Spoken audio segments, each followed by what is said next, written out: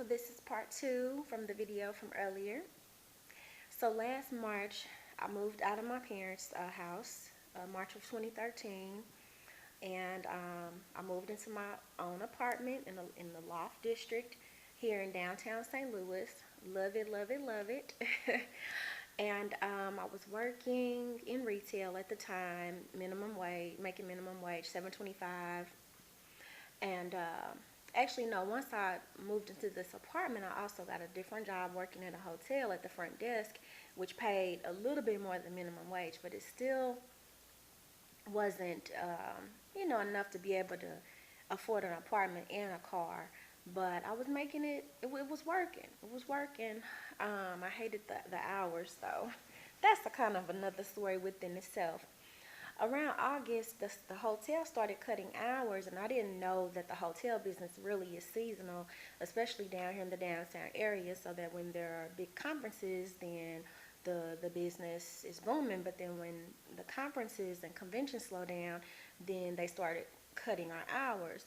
So when that happened, my income started decreasing, and I got behind on my rent. And so, in seeking resources for rental assistance, I found out that there are not a lot of organizations that will assist single women without children who don't have a disability. They're looking like, what is wrong with you? You have all this education. Why can't you get a job to support yourself? So this is how I came up with the idea for this organization. Actually, 2 years ago is when I received the idea, because I know that I'm not alone in this endeavor. There have been other women who have, either lost their jobs or, they're trying to transition back into the workforce, but for whatever reason, they're getting rejected, just as I have been rejected out here, trying to obtain the employment of my desire. So Embrace Women's Foundation is going to be an organization to support women such as myself. Um, you know, you might just need a little help. You have a dream, and there aren't many organizations that are going to support your dream. What is your dream? Is it to write a book, to launch a business, to finish school, to finish graduate school? This is what my organization is going to raise money for, along with the rental assistance program. So when I was looking for those resources, there were only two organizations that helped me in my time of need, because I was up for an eviction. My landlord was like, "Look, you are 3 months behind," and I had a court order. I had to go to court and everything. I mean, I was so terrified. I was embarrassed. But there were only two organizations that helped me, and one was the Urban League of Metropolitan St. Louis, and the other was my church.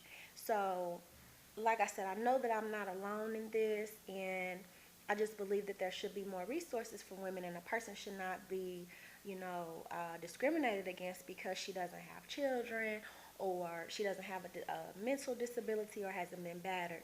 And so I know some women who have become homeless and had to actually live in women's shelter just to get the assistance that she needed.